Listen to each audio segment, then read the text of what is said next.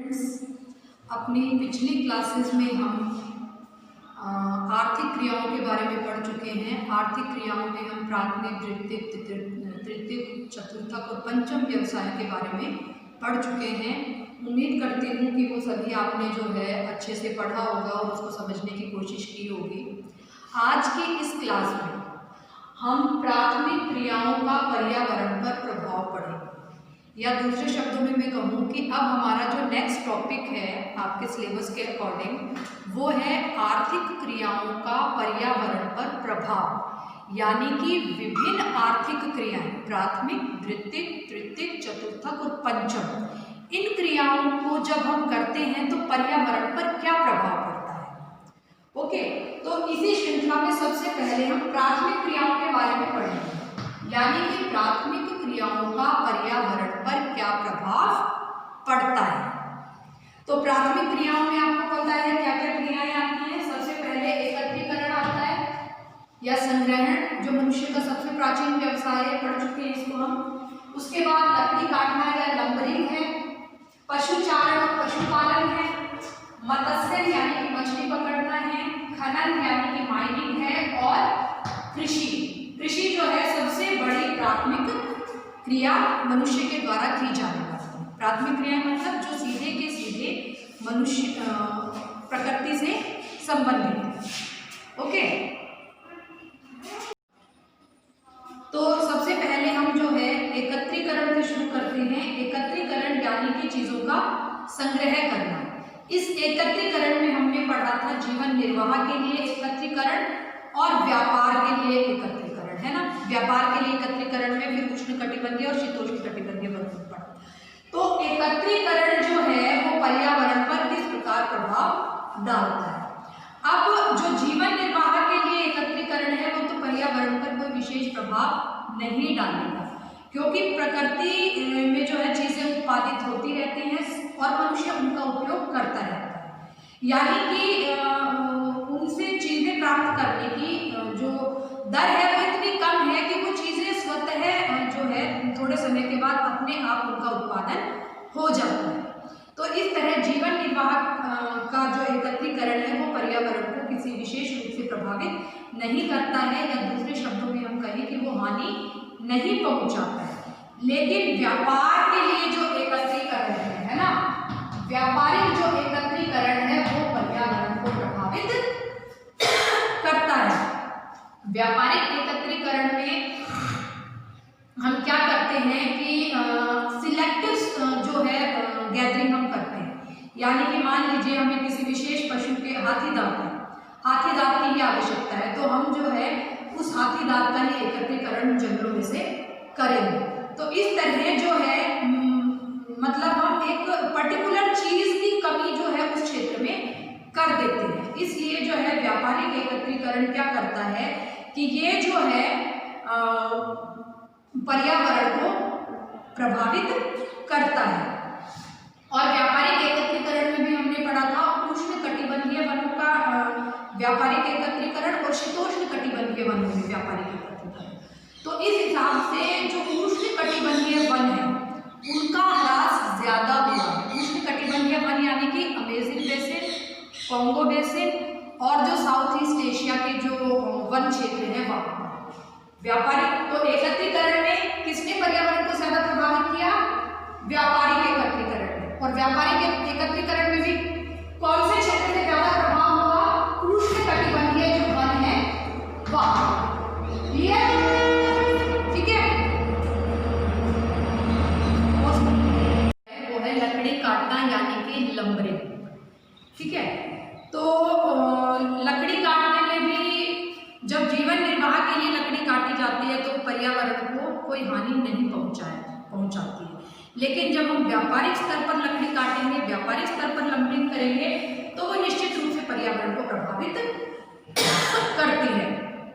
और व्यापारिक स्तर पर जो वनों में लकड़ी काटने का कार्य है उसमें भी जो है हमने पढ़ा था उष्णकटिबंधीय वनों में और शीतोष्णकटिबंधीय वनों में, है ना। तो जो लकड़ी काटने का काम ज्यादा कहाँ होता है? शीतोष्णकटिबंधीय वनों में होता है ना। लकड़ी काटने का जो काम है वो ज्यादातर शीतोष्णकटिबंधीय वनों वनों में होता है। क्यों? क्योंकि वहाँ की लकड़ी मुलायम होती है और जो है दूर दूर जो है पेड़ होते हैं, इसलिए उनका दोहन आसान है। लकड़ी काटने का व्यवसाय उष्णकटिबंधीय वनों में कम होता है, लेकिन जब हम पर्यावरण के प्रभाव की बात करते हैं तो जो उष्णकटिबंधीय वन है वही पर्यावरण को ज्यादा प्रभावित करते हैं। यानी कि उष्णकटिबंधीयों में लकड़ी काटने का व्यवसाय पर्यावरण को हानि पहुंचाता है। इसका कारण क्या है? इसका कारण ये है कि उष्णकटिबंधीय वन जो हैं वो सारे के सारे, चाहे अमेज़न बेसिन है, कॉन्गो बेसिन है या साउथ ईस्ट एशिया के वन हैं, उष्णकटिबंधीय वन है, ये सारे के सारे जो है विकासशील देशों में स्थित हैं और ऐसी जगह पर स्थित हैं जहाँ पर जनसंख्या का दबाव बहुत ज्यादा है।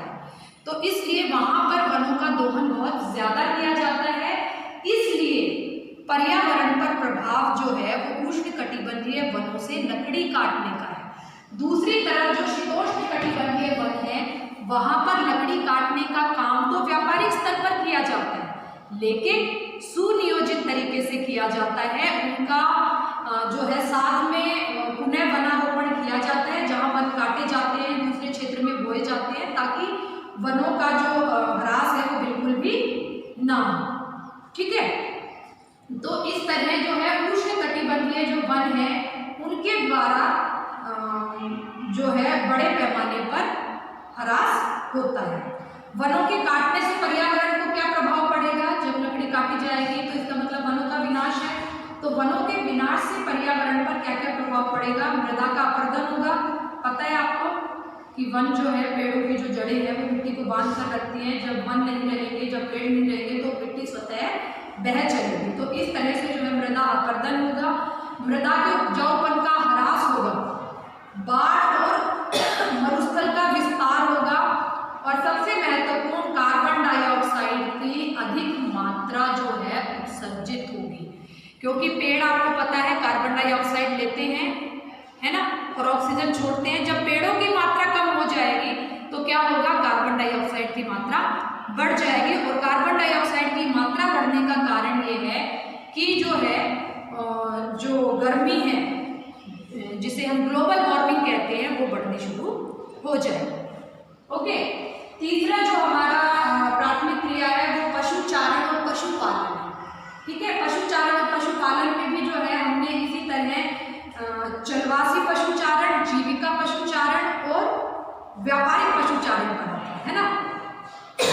तो चलवासी पशुचारण और जीविका पशुचारण, इनसे तो पर्यावरण को कोई विशेष हानि नहीं होती है, लेकिन जो व्यापारिक पशुचारण है उससे जो है पर्यावरण को बहुत ज्यादा हानि होती है।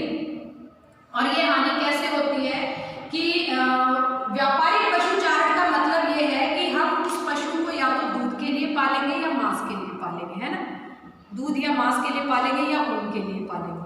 लेकिन ज्यादा जो पशुपालन किया जाता है वो मांस उत्पादन के लिए किया जाता है। मांस उत्पादन का मतलब वो मनुष्य के भोजन के रूप में काम आता है ना। तो मनुष्य का भोजन बनाने के लिए हम पहले क्या करते हैं? मनुष्य को भोजन बनाने से पहले हम एक मनुष्य जितना तो उस पशु को ही खिला देते हैं, वो चाहे कोई भी पशु है, गाय है या बकरी है, कोई भी जिसका हमें मांस उत्पादित करना है जितना। और वो पहले तो हम जितना एक मनुष्य खाता है उससे कहीं ज्यादा उस पशु को खिलाएंगे और उस पशु का अंत करके फिर जो है वो मनुष्य की उदरपूर्ति का काम करेगा। तो इस तरह जो है ये मांस उत्पादन के लिए जो हम पशुचारण करते हैं ये पर्यावरण पर दोहरी मार करता है। एक तरफ तो हम उस पशु को वो अन्न खिला रहे हैं जो मनुष्य खा सकता था, ठीक है, और दूसरी तरफ जो है हम उसके बाद जो है उसको उस पे मतलब मांस प्राप्त करने के लिए उस पशु को बिल्कुल हमने जो है खत्म कर दिया, जो शायद हमें दूध के लिए या ऊन के लिए प्राप्त हो सकता था। तो मांस उत्पादन के लिए जो पशुचारण किया जाता है वो वास्तव में जो है पर्यावरण को बहुत क्षति पहुंचाता है।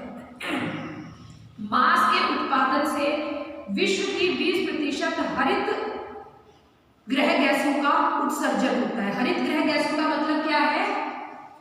जो ग्रीन हाउस इफेक्ट बोलते हैं उसका मतलब है कार्बन डाइऑक्साइड और मीथेन। मीथेन की जो गैस है वो पशुओं के द्वारा सबसे ज्यादा उत्सर्जित होती है।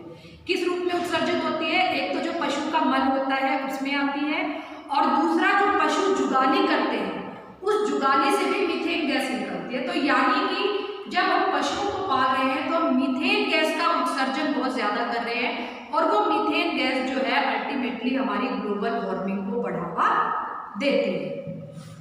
ठीक है, तो इस तरह जो है हरित गृह गैसों का उत्सर्जन होता है। इसी प्रकार मांस के उत्पादन में संसाधनों का अत्यधिक प्रयोग किया जाता है। जो मैंने बताया कि जो अन्न हम मनुष्य को खिला सकते थे वो अन्न वास्तव में हम उस पशु को खिला रहे हैं। 1 किलोग्राम गेहूं या मक्का जब हम पैदा करते हैं तो हमें 900 लीटर जल की आवश्यकता होती है। ध्यान दीजिएगा कि जब हम 1 किलोग्राम गेहूं या मक्के का उत्पादन करते हैं तो हम 900 लीटर जल का उपयोग करते हैं। ठीक है, और उसके बाद क्या करते हैं और वो जो गेहूं या मक्का पैदा होगा वो सीधा मनुष्य की उदर पूर्ति करेगा। लेकिन जब हम 1 किलोग्राम मांस का उपयोग करते हैं, मांस का उत्पादन करते हैं, तो उसके लिए हमें जो है 16,000 लीटर जल की आवश्यकता होती है, केवल उस पशु के लिए जिसको हम मांस के लिए पाल रहे हैं। ठीक है, तो 16,000 लीटर जल और 10 किलोग्राम चारा, तब जाकर जो है 1 किलोग्राम मांस बनता है। तो इस तरह मांस का उत्पादन वास्तव में बहुत जो है भारी पड़ता है। और 1 हेक्टेयर भूमि जो है, 1 हेक्टेयर भूमि पर अगर हम गेहूं या मक्का उगाए तो वो 30 व्यक्तियों की उदर पूर्ति कर सकता है। लेकिन उसी 1 हेक्टेयर भूमि पर अगर हम पशुओं का चारा उगाएंगे तो वो केवल जो है 5 से 10 व्यक्तियों की उदर पूर्ति कर सकता है। तो इस प्रकार शाकाहारी भोजन की अपेक्षा मांसाहारी भोजन जो है वो हम कहें कि पर्यावरण को बहुत ज्यादा नकारात्मक तरीके से प्रभावित करता है, या जब हम मांसाहार की तरफ बढ़ते हैं तो वो वास्तव में हमारे पर्यावरण के लिए बहुत ज्यादा नुकसानदायक होता है। ओके, अगला जो हमारा व्यवसाय है वो है मत्स्य। तो ये मत्स्य यानी कि मछली पकड़ना, मछली पालना। मछली पालने का जो कार्य है वो पर्यावरण को किस प्रकार प्रभावित करता है? वैसे तो हमें लगना चाहिए, हमें लग सकता है कि मछली का पर्यावरण पर कोई प्रभाव ना हो। क्यों नहीं होगा प्रभाव? क्योंकि जो है हमें लगता है वो सागर में है या नदी में है, उसका एक अलग ही अपना इकोसिस्टम है, वो पर्यावरण को प्रभावित कर ही नहीं सकता। नहीं, लेकिन ऐसा नहीं है। मत्स्य की जो प्रक्रिया है, जो प्राथमिक क्रिया है, वो भी पर्यावरण को प्रभावित करती है। और ये कैसे करती है? मत्स्य जो है वो पर्यावरण को किस प्रकार प्रभावित करती है? सबसे पहले तो मत्स्य जब सिलेक्टिव किया जाता है ना, यानी कि जब हम बड़ी बड़ी मछलियां हम क्या कर रहे हैं? व्यापार के लिए मछलियां पकड़ रहे हैं, बाजार में बेचने के लिए मछलियां पकड़ रहे हैं, तो हम छोटी मछलियां क्यों लाएंगे? बड़ी मछलियां लेकर आएंगे। तो बड़ी मछलियां अगर आपने पकड़ दी, वो उस पूरे जहां पर मछलियां हैं वहां का पूरा एक इकोसिस्टम है। सही मात्रा में ही तो छोटी मछलियां होनी चाहिए, सही मात्रा में ही बड़ी मछलियां होनी चाहिए। ओके, तो उससे क्या होगा? बड़ी मछलियों की भी मात्रा कम हो जाएगी, क्योंकि अगर हमने छोटी मछलियां हटा ली तो बड़ी मछलियों को भोजन कहाँ से मिलेगा, है ना? तो और ऐसी स्थिति में प्लैंकटन की मात्रा बढ़ जाएगी, और अगर हमने बड़ी मछलियां पकड़ ली तो प्लैंकटन कम पड़ जाएगा और छोटी मछलियों की मात्रा जो है कम पड़ जाएगी। तो इस तरह जो वो पूरा एक जो फूड चेन उस इकोसिस्टम की है वो पूरी की पूरी जो है डिस्टर्ब होती है। इसी प्रकार खनन की जो प्रक्रिया है, खनन यानी कि जमीन को खोदकर विभिन्न प्रकार के खनिज निकालना, तो खनन की प्रक्रिया भी जो है पर्यावरण को प्रभावित करती है। और ये खनन जो है वो हमारे आधुनिक हमारा जो हम कहते हैं ना, हमारा जो मॉडर्निटी, हमारी मॉडर्निटी या हमारा जो आधुनिकपन है उसकी देन है कि हमें विभिन्न प्रकार के खनिज चाहिए, उसके लिए हमें खनन करना पड़ता है। तो ये खनन की प्रक्रिया में सबसे पहले तो हम जहाँ पर खनन करेंगे वो भूमि कृषि के लिए उपयोग में नहीं आ सकती है। ठीक है, यानी कि हमने उपजाऊ भूमि को नष्ट किया खनन के लिए। इसी प्रकार अगर वहाँ पर वन होना चाहिए था, कृषि नहीं होती तो वन होता, उस वन संपदा को हमने हटाया है। जब हमने वन संपदा को वहाँ से हटाया है तो हमने वन्य प्राणियों को हटाया है ना? तो पूरा एक जो है की जाती है तो विभिन्न प्रकार के हानिकारक पदार्थ जो है निकाले जाते हैं। हानिकारक पदार्थ जो है वो निकलते हैं, क्योंकि जमीन को जब हम नीचे से खोदते हैं तो विभिन्न प्रकार की गैसें निकलती हैं। वो गैसें जो है ऐसी होती हैं जो हमारी ग्लोबल वार्मिंग को भी बढ़ावा देते हैं। इसी प्रकार वो जो खान हमने खोद ली, वहां से जब खनन कार्य पूरा हो गया, यानी कि वहां से हमने विभिन्न प्रकार के मेटल्स निकाले और अब वहां कुछ नहीं है, तो उसके पुनः भरण की किसी को चिंता नहीं होती है। दूसरी जगह पर जाकर खनन कार्य प्रारंभ किया जाता है, यानी कि हमने वहां से भूमि को खोखला कर छोड़ दिया। ठीक है, तो ये भी पर्यावरण को जो है बहुत नकारात्मक रूप से प्रभावित करती है। वो जो गड्ढे हमने छोड़े हैं उनकी छत गिर सकती है। ठीक है, इसी प्रकार मानव बस्तियों पर भी पर्यावरण का प्रभाव पड़ता है। मानव बस्तियों पर पर्यावरण का प्रभाव कैसे पड़ता है? क्योंकि जहाँ पर खनन कार्य प्रारंभ हो गया वहाँ पर आसपास मानव बसाव संभव नहीं है। अगर मानव पहले से बसा हुआ है, यानी कि पहले से कोई गांव या शहर बसा हुआ है और फिर वहाँ पर खनन प्रारंभ हो गया, तो निश्चित रूप से आगे की बसाव प्रक्रिया पर जो है एक बंदी लगती है या आगे की बसाव प्रक्रिया उस क्षेत्र की रुक जाती है। ठीक है, तो इस तरह से जो है खनन कई तरह से जो है हमारे पर्यावरण को प्रभावित करता है।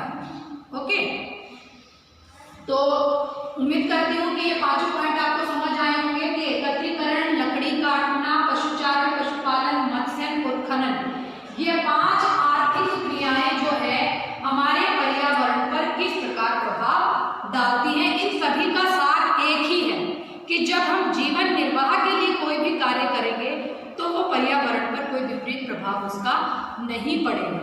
लेकिन जब हम इन क्रियाओं को व्यापारिक स्तर पर जाकर करेंगे तो वो निश्चित रूप से हमारे पर्यावरण को प्रभावित करेगा। अपनी अगली क्लास में जो है हम कृषि के प्रभाव के बारे में पढ़ेंगे, क्योंकि कृषि का प्रभाव थोड़ा सा जो है लंबा पड़ेगा, वीडियो लंबा हो जाएगा, तो कृषि के प्रभाव को हम अपनी नेक्स्ट क्लास में देखेंगे। तब तक आप जो है इसको तैयार कीजिए।